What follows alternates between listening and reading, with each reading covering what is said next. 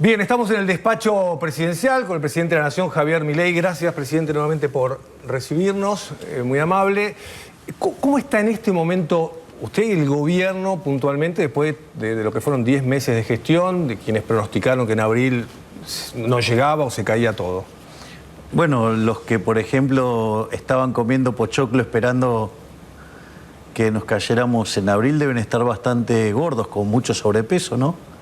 Pero bueno, imagino que deben tener reservas de la de los guardapolvos para seguir comiendo pochoclos. Pero digo, al margen de las humoradas, nosotros estamos convencidos de que estamos haciendo el mejor gobierno de la historia. Nosotros recibimos una situación extremadamente compleja. Argentina condensaba los desequilibrios de las tres grandes crisis de la historia argentina. Teníamos un desequilibrio monetario que era el doble del que teníamos en la previa del Rodrigazo. Recordemos que en 1975, cuando estalla el Rodrigazo en el gobierno de María Estela Martínez de Perón, la tasa de inflación de niveles del 30% salta al 180, es decir, se multiplica por 6. Si usted hace eso para lo que veníamos en el caso argentino, es saltar a niveles de inflación del 1200, y dado que el desequilibrio era el doble, eso era un piso de 2400% de inflación. No solo eso, sino que además teníamos un desequilibrio en el Banco Central que era peor que el que teníamos en la previa de la hiperinflación de Alfonsín. Y recordemos que eso implicó que en el año 1989 la inflación fue del 5000%, con Alfonsín abandonando, huyendo del gobierno directamente. Y por otra parte teníamos un desequilibrio en el plano social con indicadores que eran peores que los del 2001.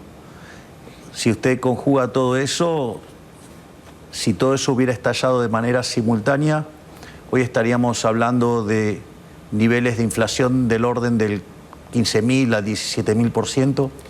Estaríamos con más del 90% de pobres y 50% indigentes. Ahora la pregunta es, ¿eso podía ser posible? Sí, la verdad que sí. Había un indicador que rompía los ojos, que era la inflación. Básicamente en la primera semana de diciembre los precios viajaban al 1% diario, lo cual es equivalente al 3.700 anual. En la segunda semana eso se aceleró al 7.500% anual. Y si usted toma el índice de precios mayoristas del mes de diciembre, que dio 54%, eso anualizado da 17.000. Y si usted se fija, el último indicador de los mayoristas fue del 2%. Eso anualizado es cerca del 28%. ¿Esto qué quiere decir? Nosotros hemos bajado la inflación de niveles del 17.000 al 28%. ¿Y va a seguir bajando? No tenga dudas, no tenga dudas. Pero quiero comentarle algo muy interesante de este proceso de desinflación nunca visto en la historia argentina. En primer lugar, porque no hubo una hiperinflación previa. Una de las cosas que facilita la hiperinflación es la licuación de activos. Por lo tanto, después la recomposición y la estabilización es mucho más fácil. El segundo tema es que además no hubo expropiaciones, no hubo un plan Bonex. No hubo un default de la deuda del Banco Central o cosas por el estilo que, digamos, bajara la presión sobre la política monetaria. No solo eso, sino que además no hicimos controles de precios, no fijamos el tipo de cambio y además hicimos recomposición de precios relativos. Nosotros en todo este proceso además estuvimos subiendo las tarifas porque estaban pisadas en el gobierno anterior y hoy básicamente las tarifas cubren más del 80% del costo. Por lo tanto, haber hecho todo esto en este lapso fue, digamos, verdaderamente increíble. Es decir, no hay registro histórico de haber hecho algo de esas características. Por lo tanto, en materia inflacionaria, que fue uno de los elementos por los cuales la gente nos votó, digamos, estamos cumpliendo a rajatabla. Te digo más, la inflación minorista en el 3,5%, si uno toma que la inflación inducida del programa, que tiene que ver con la devaluación, digo, lo que se llama el crawling peg, y lo que tiene que ver con la inflación internacional, la inflación estaría viajando aproximadamente al 1% mensual, que es la inflación pura del programa. Eso es el 13% anual, es decir, con lo cual de acá para adelante la inflación va a seguir bajando. En el último mes se ha manifestado deflación en productos importados y también se está viendo en las últimas semanas deflación en alimentos. Además, si vos tomás en términos de canasta básica, la inflación del último mes fue del 1,7%. Esto es muy importante porque pega muy fuerte sobre lo que se llama la línea de indigencia y la línea de pobreza.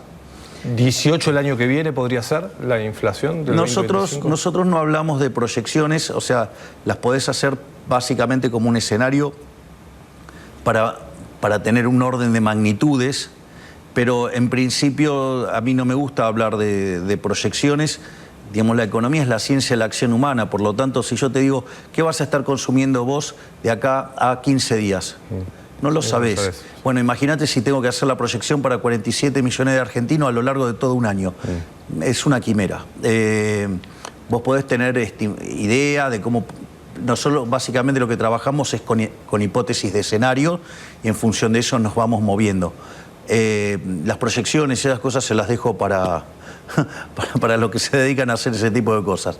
Pero entonces, si vos te fijás, en el plano monetario la inflación verdaderamente está bajando mucho.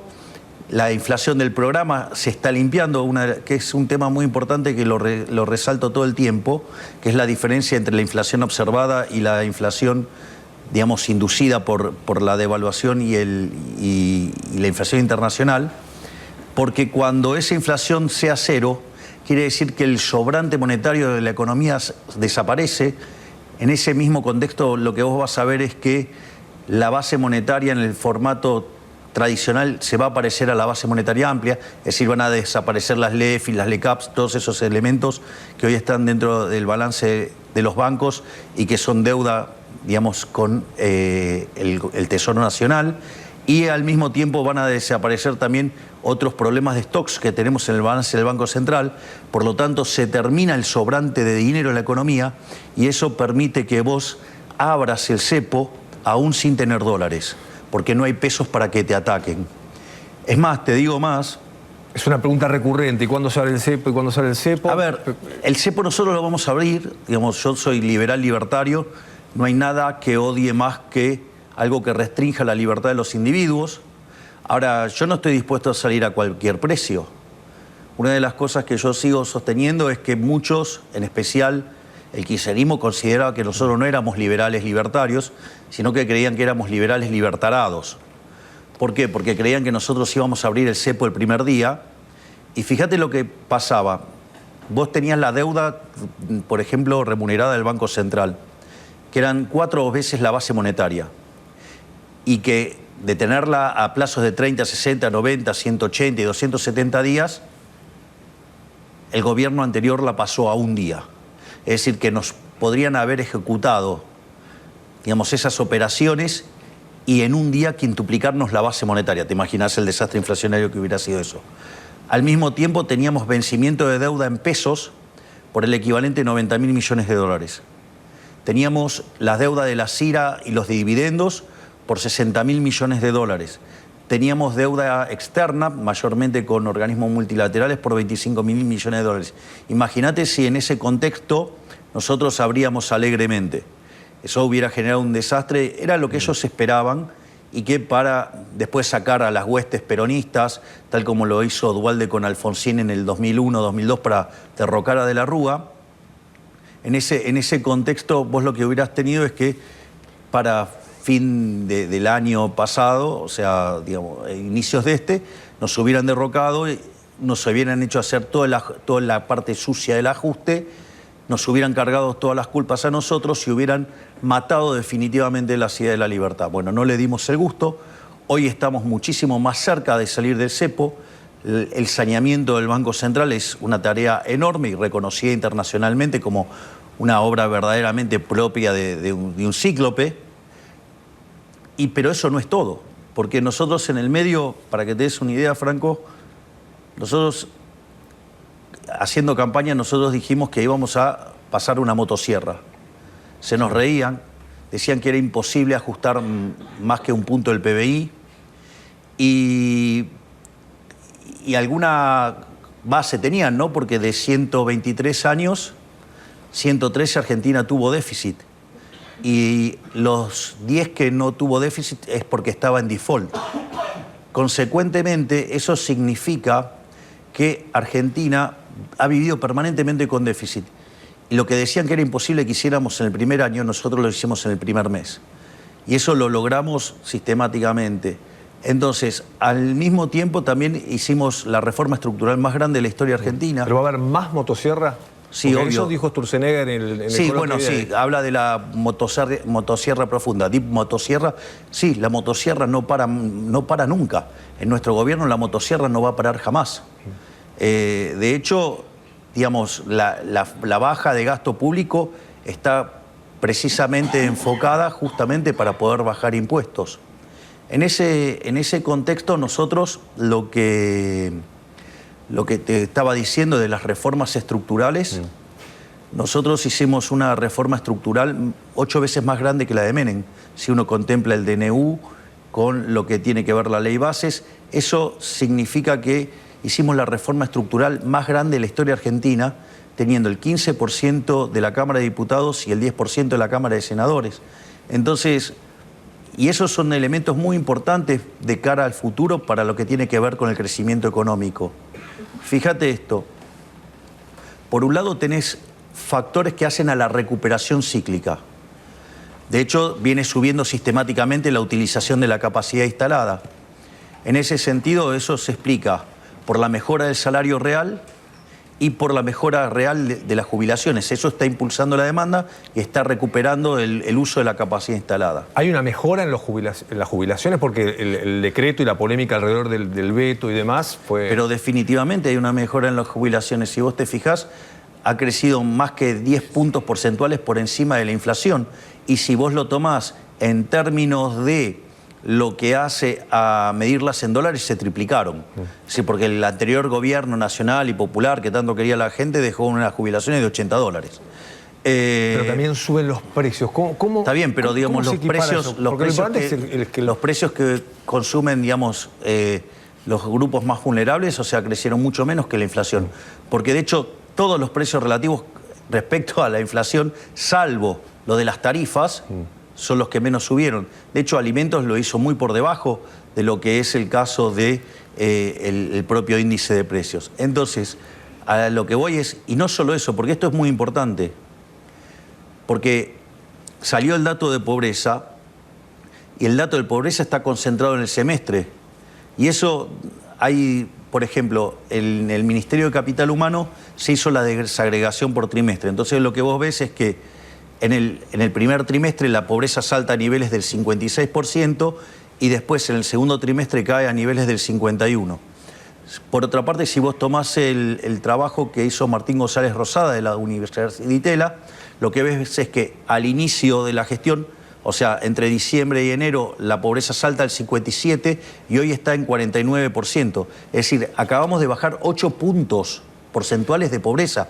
Esto no es un tema menor. Es decir, es más, yo te voy a decir algo, de acá para adelante solamente vienen buenas noticias. Y eso tiene que ver porque subió el salario real y esto tiene que ver porque mejoraron las jubilaciones. Otra cosa que también hace a la recuperación cíclica es el hecho de lo que se llama el ciclo de stocks. El ciclo de stocks, ¿qué es lo que pasa? Vos, para protegerte de la inflación, las empresas acumulaban bienes de cambio, mercaderías, justamente para protegerse de la inflación que se iba a venir cuando se liberaran los precios, ya que el anterior gobierno pisaba los precios. Entonces, ¿qué es lo que sucede? En ese contexto se acumuló stocks. Entonces, eso lo que hizo fue profundizar la caída del producto en el primer trimestre porque hubo que liquidar esos stocks. Bueno, ahora hay una recuperación de stocks, por lo tanto, eso también te empuja para arriba el nivel de actividad. Usted explica todo esto económicamente y además lo ha dicho porque quiere que la gente entienda las medidas que va tomando, entonces por eso explica, digamos, cada cosa que fue pasando en la Argentina, porque, por ejemplo, el tema de tarifas, obviamente, para el que hoy paga un boleto de subte o de colectivo o el agua, le vino con un aumento y dice... Pero es más, le hago el contrafáctico. Si quiere, hagamos cero las tarifas. Ahora, la operación y mantenimiento y las inversiones de esos bienes requiere dinero. ¿Con qué lo pagamos? ¿Con qué lo pagamos? Usted me dice. Con inflación, sí. Que es lo que ¿Lo quiere pagar haciendo con emisión monetaria? Bueno, sí, digamos, eso es pagarlo con inflación. Sí. En el fondo, cómo funcionaba. Por un lado, lo que me daba por el equivalente de $1 me lo sacaba por otro lado 2 pesos en impuesto inflacionario. ¿Pero cree que la opinión pública lo entiende eso? Que cuando paga más el colectivo, paga más el gas y la luz, dice, es así porque pero, Franco, si no de otra manera es 200% de inflación, Franco, como el año pasado. Franco, vamos por partes. Primero, no hay ningún impuesto más regresivo que el impuesto inflacionario. Es un impuesto que le pega con mayor violencia, entre 25 y 30 veces más fuerte a los que más nos tienen, a los más vulnerables. Por lo tanto, o sea, el impuesto inflacionario es una lacra, un cáncer, ¿sí? Lo que pasa es que es una forma de engañar a la gente. Pero usted, el impuesto inflacionario es tremendamente voraz. Y nosotros hemos decidido terminar con ese impuesto. De hecho, el gobierno anterior emitió 13 puntos del PBI para financiar el déficit. Nosotros eso lo llevamos a 0, tema no menor. Porque entre el ajuste, entre el ajuste fiscal del Tesoro y el cuasi fiscal en el Banco Central, el ajuste que hicimos fueron 15 puntos del PBI. Entonces, digamos, lo quiere financiar con inflación, el remedio es peor que la enfermedad, porque además usted distorsiona todos los precios relativos y por ende la economía que tiene es más chica. Con lo cual, digamos, eso es tremendo. ¿Qué otra forma quiere hacerlo? Digo, porque... Pero cree que la opinión pública lo entiende porque, digo, de otro lado está el kirchnerismo diciendo, de vuelta, no, nosotros está bien de vuelta. Una tarifa más baja, nosotros... A ver, Franco... Y va a pasar el año que viene, en el año electoral, okay. va a haber ese discurso de... Ok, digamos, yo no puedo hacer política económica y política, digamos, mirando la opinión pública. Yo tengo que hacer lo que está bien, lo que hay que hacer. Es decir, por esa forma de mirar la opinión pública, de si las encuestas dicen o si la gente dice o lo que fuera, ¿cuál es el problema? El problema es que por hacer eso llevamos 123 o 124 años de decadencia. Argentina entró al siglo XX siendo uno de los 3 países más ricos del mundo. Hoy está en la mitad de la tabla. ¿Usted qué cree? ¿Que eso es gratis? Argentina era una tierra de oportunidades. Hoy Argentina tiene el 50% de la gente pobre. Tiene, digamos, 2 de cada 3 chicos pobres. Es decir, si quiere seguimos haciendo lo mismo, vamos a estar cada vez peor. Nosotros estamos proponiendo otra cosa. Por ejemplo, yo le contaba las reformas de la Ley Bases y el DNU 7023. Bueno, ese conjunto de reformas estructurales significa que Argentina levanta 90 puestos en libertad económica. Es decir, Argentina empieza a tener instituciones que son parecidas a las de Alemania, a la de Francia, a la de Italia. ¿Eso qué quiere decir? Que Argentina entra en un sendero que, por ejemplo, podría estar duplicando el PBI per cápita en los próximos 10 años. Y eso sería una ganancia de bienestar para todos los argentinos y además sería un tremendo impulso para bajar muy fuertemente la pobreza. Pero no solamente hicimos eso, porque hay otras cosas más también positivas. Por ejemplo, el hecho de terminar con la inflación, al terminar con la distorsión de precios que significa la inflación, los recursos en la economía se asignan de modo más eficiente. Por lo tanto, eso también facilita el crecimiento económico. No solo eso, sino que además, porque esto es muy interesante, el hecho de que nosotros hayamos conseguido el equilibrio fiscal y hemos bajado el riesgo país de 3.000 a 1.100, bueno, esto no es trivial. Primero porque si usted tiene un riesgo país de 3.000, el PBI en Argentina serían 400.000 millones de dólares.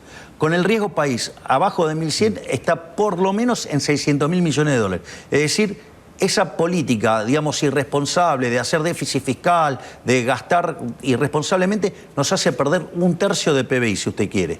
O nosotros le hicimos ganar a los argentinos un 50% de PBI adicional. Digo, eso como una forma de expresarlo. Pero esto también es interesante, porque la baja de la tasa de interés es porque baja el riesgo país. Si usted baja el riesgo país, baja la tasa de interés, eso permite que usted acumule más capital. Cuando usted acumula más capital, la productividad del trabajo es más alta. Consecuentemente se puede pagar mayores salarios y por ende la pobreza y la indigencia caen. Entonces, esta es la forma en la cual un país sale, un país se vuelve un país civilizado. Esto ya lo hicimos nosotros, ¿eh? Lo hicimos en 1860 y de ser un país de bárbaro, en 35 años nos convertimos en una de las 3 potencias mundiales. Entonces digo, ¿se puede hacer? Sí. ¿Quiere tomar ejemplos más cercanos en la historia? Tome Irlanda. Irlanda era el país más miserable de Europa. En 40 años, ¿usted sabe cuánto es el PBI per cápita de Estados Unidos? No. $70.000. ¿Sabe cuánto es el de Irlanda? No. ¿Arriesga? ¿Más? ¿Es mayor? $105.000. O sea, es 50% más grande que el de Estados Unidos. ¿Ve que se puede hacer? Y ahora, esta fue una semana muy buena en lo económico, ¿no? Usted lo contó recién, bajó el dólar, baja el riesgo país. Ahora, en la calle hubo ruido, ¿no? Tuvo el tema de los estudiantes, hubo situaciones además violentas, hubo situaciones de escrache, ¿no? De piña, de trompada en algunas universidades. ¿Cómo llega? ¿Es política eso o qué cree de los estudiantes, ¿no?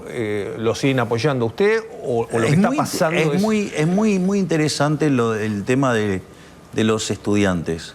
Es un tema, digamos, porque justamente las universidades es lo que se considera en Argentina una vaca sagrada. De hecho, los políticos perversamente utilizan estas causas nobles para esconder el robo. Lo mismo hicieron también con los planes sociales. Se escondían detrás de los planes sociales de las personas vulnerables para robar. Entonces, fíjese, esto porque es muy interesante, porque cuando esta discusión arrancó, el apoyo a las universidades como institución era 90-10. Hoy ese número es 50-40. La imagen de las universidades cayeron cerca de 30 puntos. Bueno, esto no es porque sí. Esto sucede porque la gente entendió de qué se trata esto. Es decir, acá no está en juego ni la universidad pública, no está en juego el arancelamiento. Lo único que queremos hacer nosotros, básicamente, es poder auditarlas. ¿Sabe cuál es el problema de auditarlas? Que toda la política que vive robando a costa de las universidades no quieren ser auditados. Acá el problema está ahí, que no quieren ser auditados. Ese es un problema no menor. Entonces hay toda una metadiscusión, son toda una suerte de discusiones mentirosas para ocultar cómo roban los políticos con las universidades. Ese es un tema no menor. Es más, no solo que se ha derrumbado brutalmente la imagen de las universidades, sino que además cuando usted mete el problema de la auditoría, la posición del gobierno está favorable en 40-30. Y si usted hace una encuesta preguntando auditoría sí, auditoría no, el gobierno está arriba del 80% arriba, favorable. Sí, claro. Y eso, ¿sabe cómo se ve? Usted lo puede ver muy fácilmente. Yo le voy a dar números estimados por las fuerzas de seguridad sobre las marchas, porque evidentemente los que estaban en la marcha mintieron los números y básicamente los medios, como le tienen miedo a las vacas sagradas, no dicen la verdad. Es decir, porque están más pendientes de cómo va a reaccionar la gente. No le quieren decir. Cosa que si yo hubiera hecho caso a las encuestas, yo sería socialista. Porque cuando yo empecé a ir a televisión, la gente parece que se olvida que yo enfrentaba 15 personas a uno, digamos, donde yo era el único donde defendía la ciudad de la libertad. Yo estaba más solo que Adán en el Día de la Madre.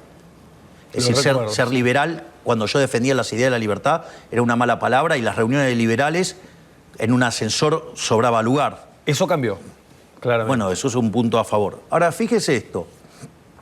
Yo le voy a hablar de los números oficiales de las fuerzas. Después usted corríjalo como quiera, yo no tengo problema. Yo le paso los números que tenemos nosotros.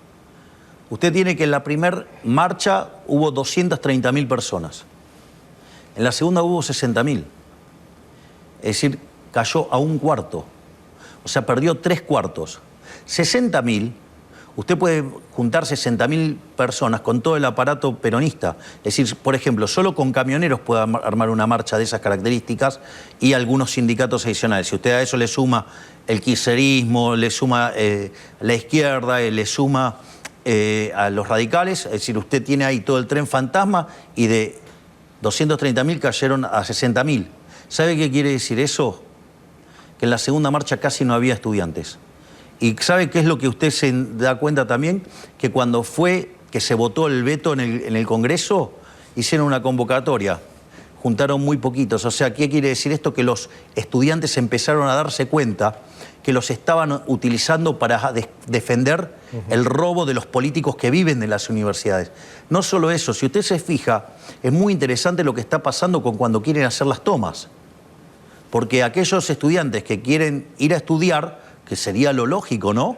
Querer ir a estudiar, son agredidos, golpeados, ya sea por los kirchneristas, por la izquierda, por los radicales. Es decir, justamente los que están profundamente relacionados con el negocio de las universidades. Y esto es muy interesante porque aún así la gente se está rebelando. Es decir, si usted se fija, ahí las universidades está todo fragmentado. Las últimas manifestaciones que hicieron, verdaderamente, ya, digamos, eran 1.500 personas, 300, por lo tanto, digamos, usted lo que ve es que eso se ha degradado y que los estudiantes tomaron conciencia que efectivamente los estaban utilizando políticamente. El debate va a volver ahora en el presupuesto cuando se discuta el presupuesto educativo del 2025. Bueno, para eso está... Y ahí el gobierno cree no, que... para eso está digamos, el Congreso. Mire, yo mandé una ley que es déficit cero. Usted si quiere aumentar una partida, tiene que bajar otra. Ya está, mire qué fácil. O sea, si quiere más presupuesto para educación... Que se lo saquen a otro. Que lo determinen los políticos. Mire qué fácil. Pero el déficit cero no se negocia. ¿Se sintió acompañado con el veto cuando tuvo que vetar a los jubilados y hubo 87 diputados, ahora cuando tuvo que vetar el tema del financiamiento educativo? Y obviamente, y he manifestado mi agradecimiento a todos los diputados que no son de La Libertad Avanza que acompañaron. La verdad es que estoy muy satisfecho porque son personas que han decidido poner primero los intereses de la patria por sobre, digamos, los intereses mezquinos de la política. Yo creo que la imagen más repugnante, más rastrera y miserable de la política la mostró el discurso de Miguel Pichetto. Cuando dice, Milei cree que gana con el veto, pero pierde. Es que él piensa en términos de la vieja política.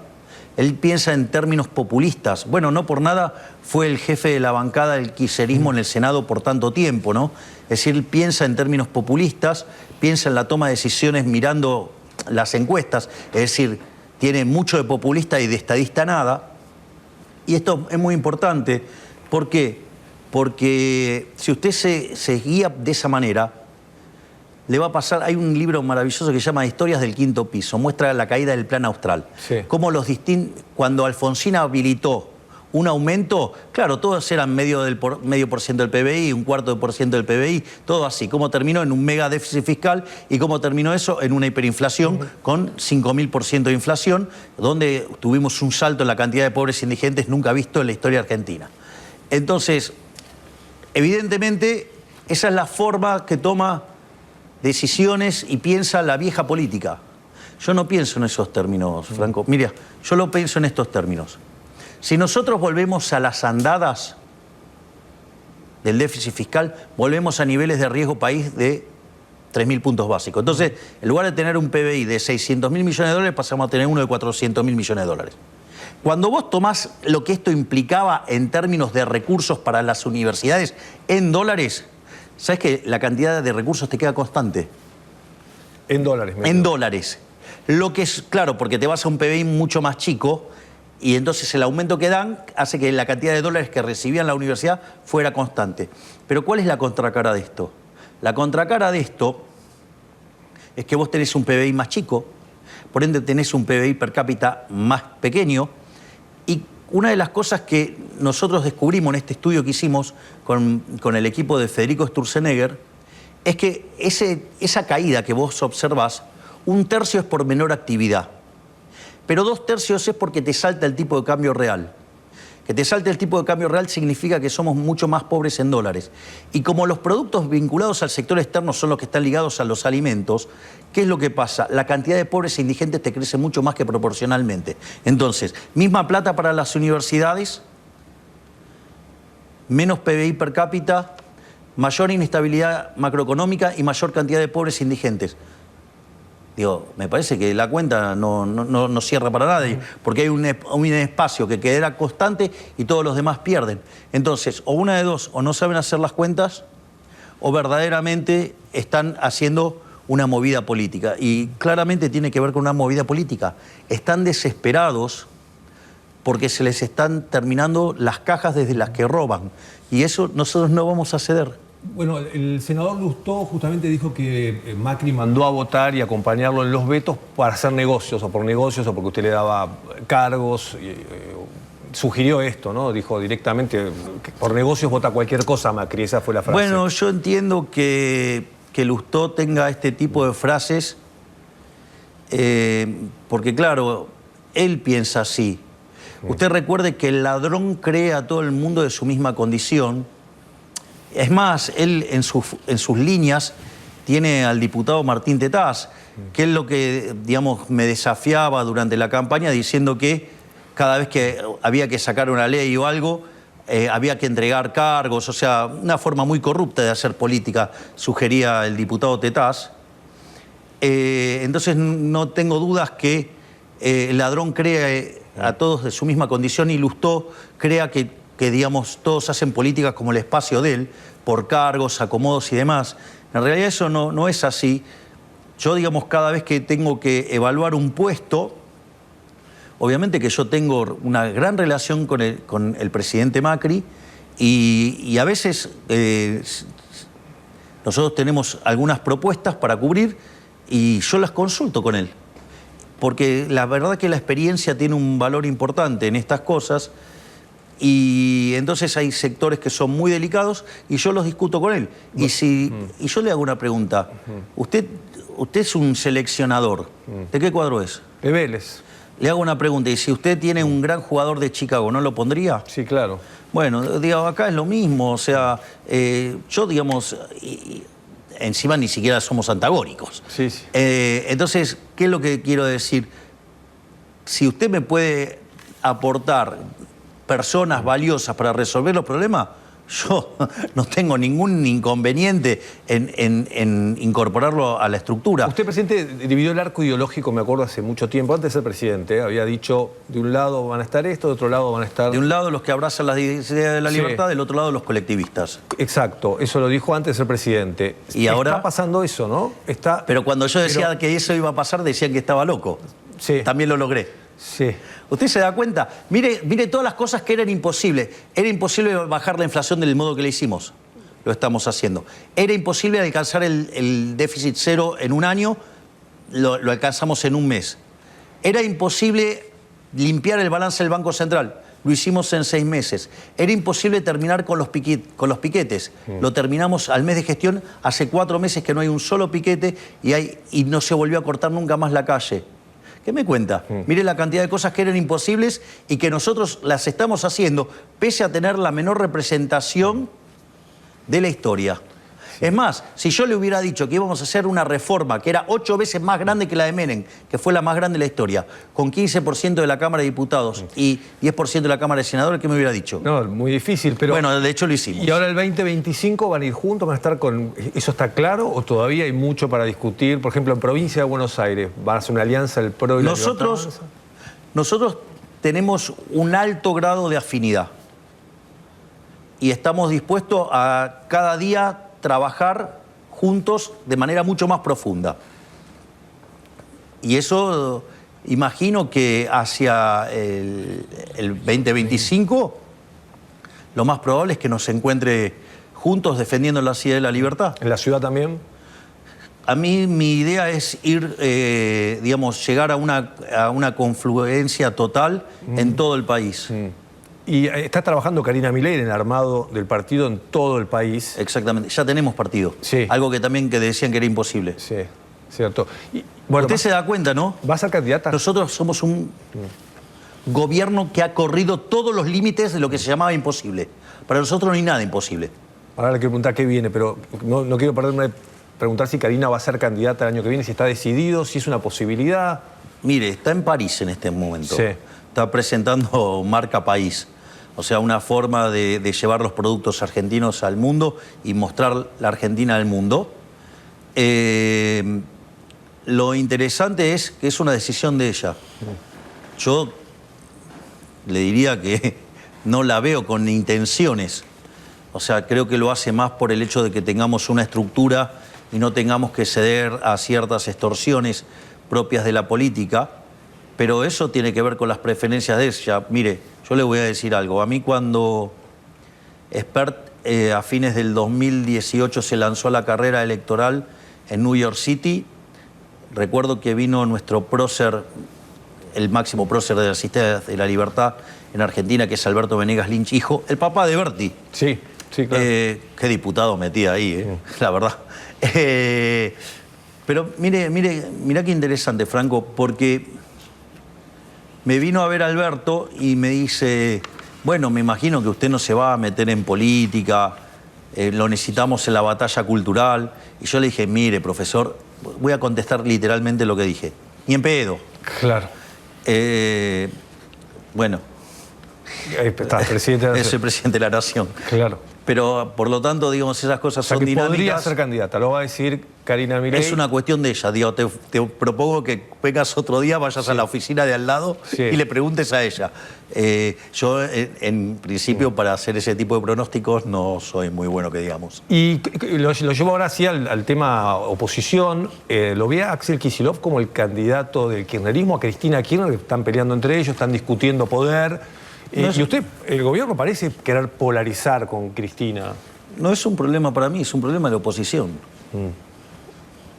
Es un problema de la oposición. Ahora, digo, también hay una parte de morbo y que me encantaría meterle el último clavo al cajón del kirchnerismo con Cristina adentro. Frase fuerte del presidente Javier Milei respecto a que quiere ser quien ponga, dice él, el último clavo al cajón del kirchnerismo con Cristina adentro, dice el presidente de la Nación. Quedan algunos aspectos relevantes. Lo que vamos a ver ahora es, bueno, un momento de tensión, uno de los capítulos que tiene que ver con los medios de comunicación. Para Milei, el 85% de los medios, de los periodistas mienten. Él está enojado con ese 85% y, bueno, fíjate que es un momento de mucha tensión porque además habla de nosotros, de TN puntualmente, y de un compañero nuestro como es Marcelo Bonelli. Así que se da un momento de mucha tensión por el tema medios de comunicación. Mirá. Voy a mantener las universidades públicas no aranceladas y dicen todo lo contrario. O mire todas las cosas que dijeron en la campaña negativa. Fíjese lo grave de esa campaña negativa, donde los medios fueron cómplices de expandir todas esas mentiras. Entonces, ahí en ese... De hecho, me hicieron la campaña negativa más grande de la historia de la humanidad. Eso para tener claro, y que hubo fuerte complicidad en los medios y en los periodistas mintiendo abiertamente por dinero en contra de una persona. Metiéndose con mi familia, con mis perros, con todos. O sea, solo para... Eso pasó, pero no pasó en No. Pasó, pero el lomo que se lo bancó fue el mío. No, y sigue pasando, porque bueno, hay situaciones, entonces, pero digo, también hay un rol del periodismo que es muy bueno, no todo es lo mismo. No, solamente es el 85% el que miente todo el tiempo. Entonces, lo que digo es, la verdad que lo que digan ya, digamos, me tiene sin cuidado, si el 85% de lo que dicen es mentira. Así que digo, ¿cuál es el problema? Pero usted, ¿qué interpretación haga? Que haga la que quieran. En algún momento Trump, por ejemplo, dijo que él atacaba a los medios porque buscaba desacreditar para que después los medios no lo ataquen a él. Entonces le pregunto, ¿a usted le pasa eso con el periodismo, que no le gusta que lo critiquen o está enojado por todo porque en la campaña hubo mentiras? A ver, ¿sabes qué? Mira, vos me querés preguntar, digo, yo te contesto.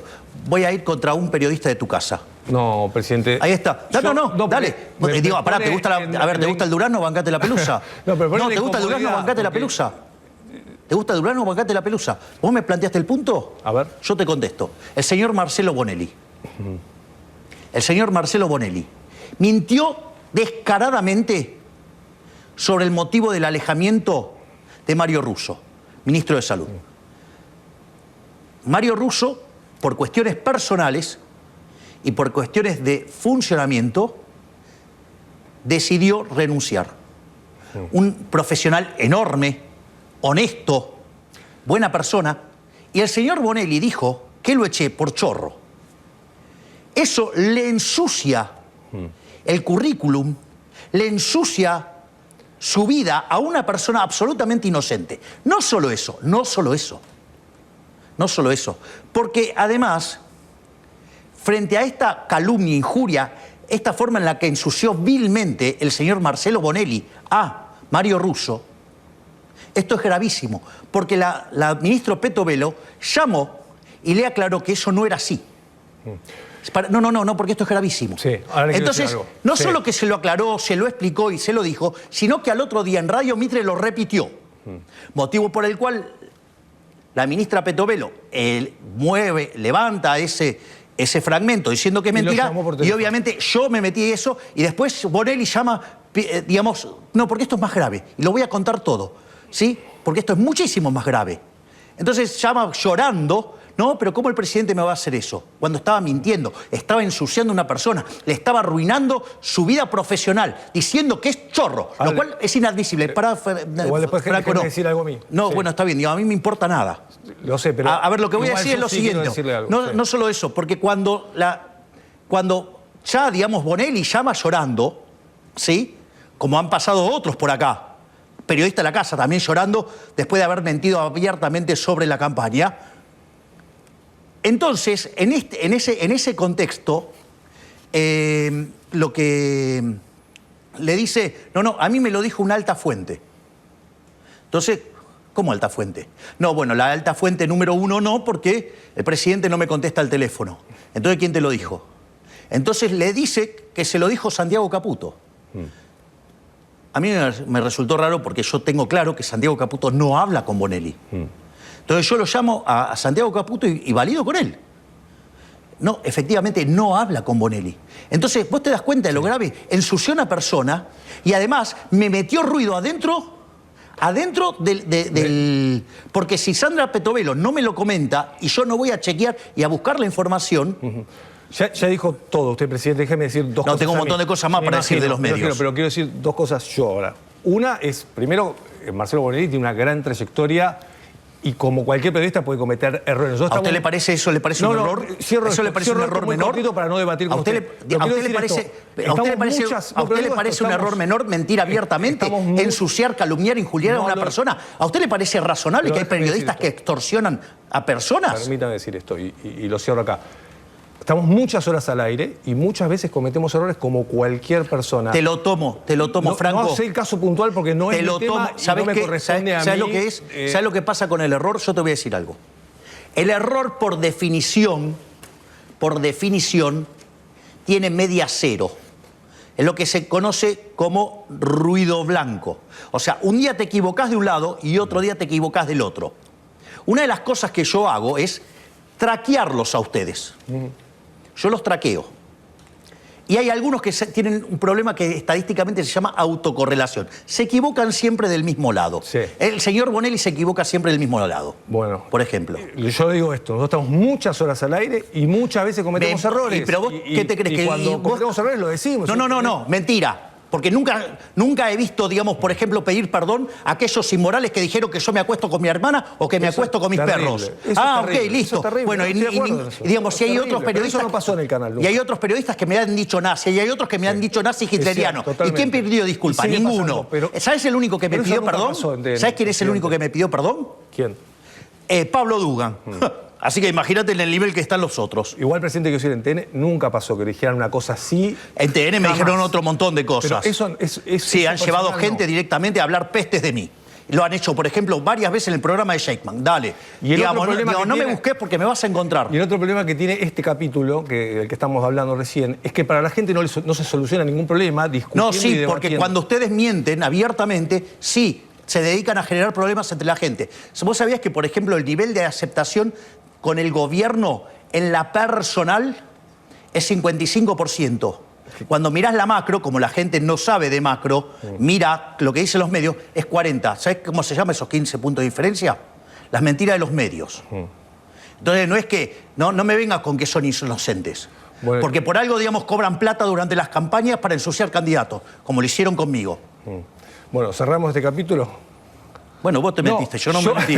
No, usted arrancó diciéndolo y yo lo que quería preguntar es si era para desacreditarlo. Pero sí, obviamente hay periodistas ensobrados, medios que trabajan para políticos, eso existe, no en TN y no es... Y hay muchas veces yo te diría que no pongas las manos en el fuego por nadie, te diría, Franco. Ni por los que trabajan en tu medio ni en otro. Qué momento, ¿no? ¿Querés ponerlo de nuevo al final? Ponerlo, si no se escuchó, ponerlo de nuevo al aire. Tenso, ¿no? Tenso momento con el presidente de la Nación, hablando del tema medios de comunicación, porque para el presidente el 85% de los periodistas y los medios son enemigos. Bueno, tenso momento, pero vamos a esta tercera parte que, bueno, tiene que ver con algunas situaciones importantes, porque Milei habla de la AFA, porque Milei habla de la vicepresidenta, de Victoria Villarruel. La entrevista con el presidente en el despacho, en la Casa Rosada, sigue de esta manera, mirá.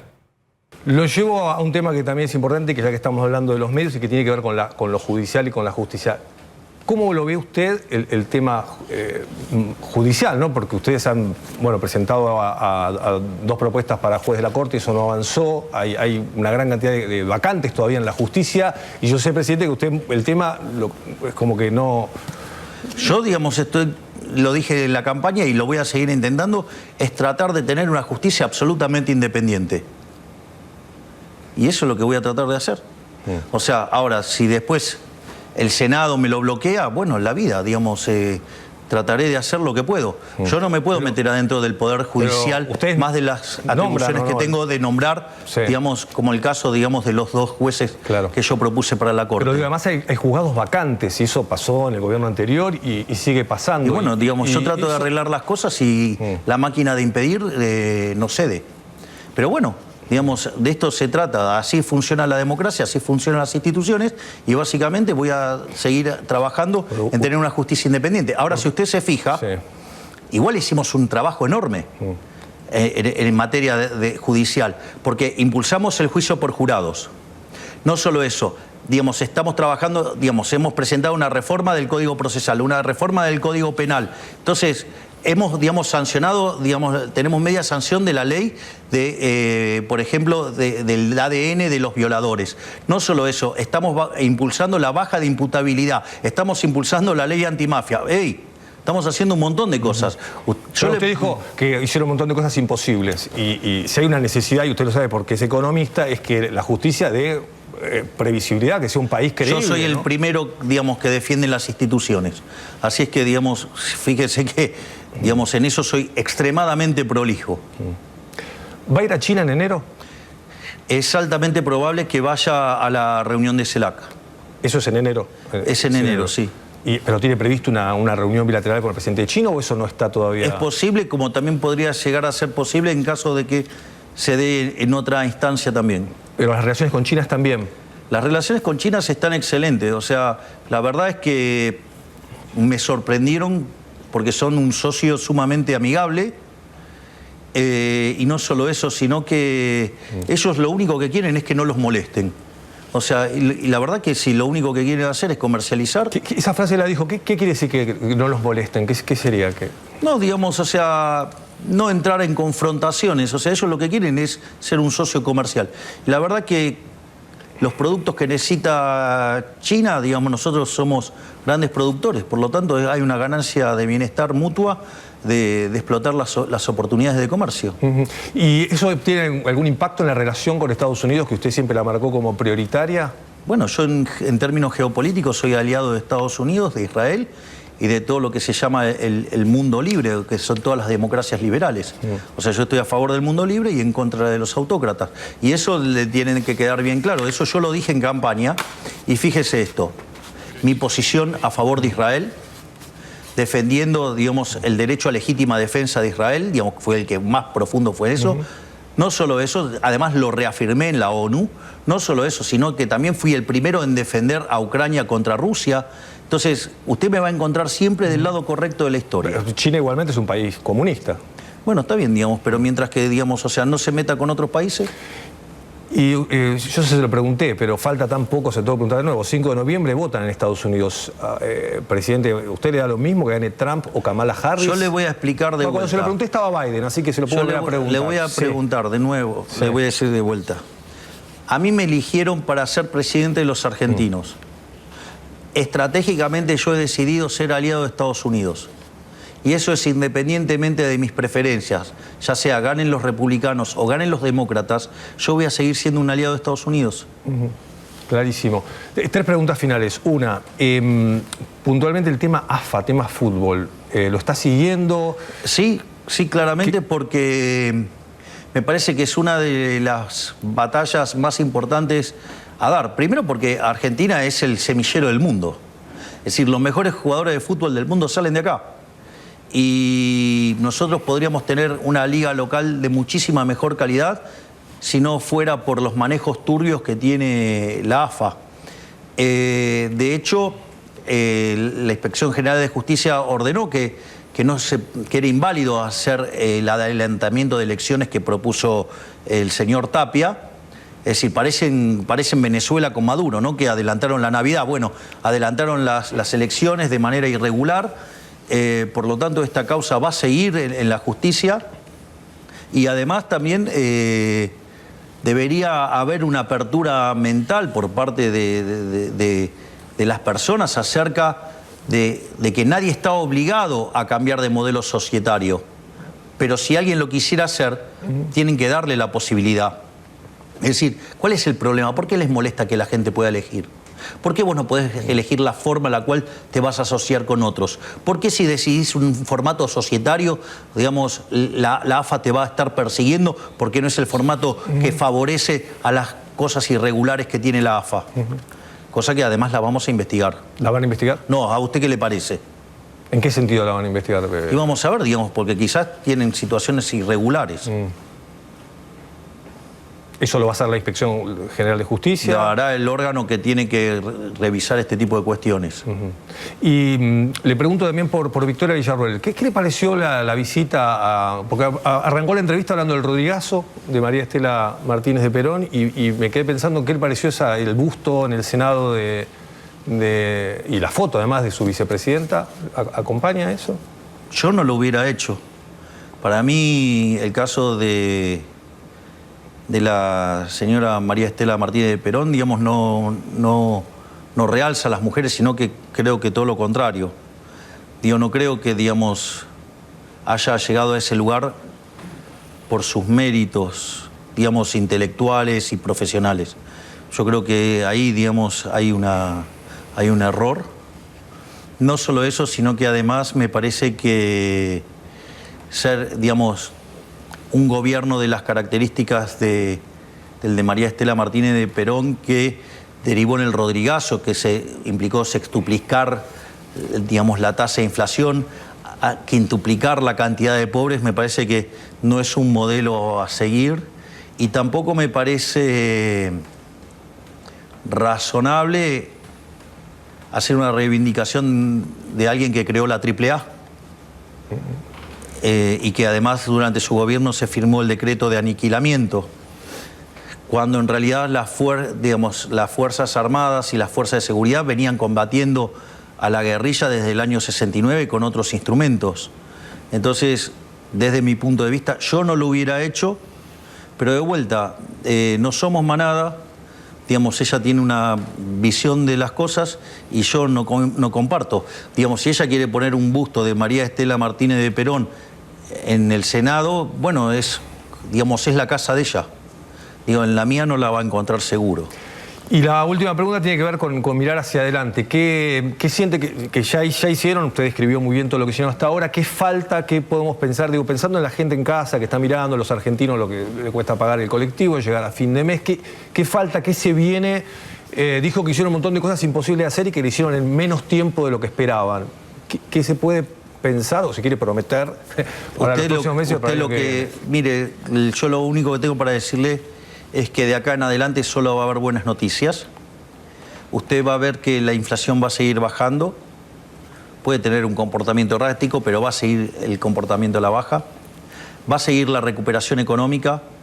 Va a venir un proceso de fuerte crecimiento económico. Van a seguir mejorando los salarios reales. Van a seguir mejorando las jubilaciones. Va a haber cada día menos pobres y menos indigentes, y esas son las cosas que se vienen para adelante. Entiendo que a la gente le demanda tiempo para asimilarlo, pero bueno, así es como funciona. Es decir, no puedo pretender que la gente esté entrenada en mirar números, porque digo, eso es lo que es mi profesión de base, ¿no? Presidente, gracias por habernos recibido en el despacho y en la Casa Rosada. No, por favor, un placer enorme, Franco. Muy amable. Gracias.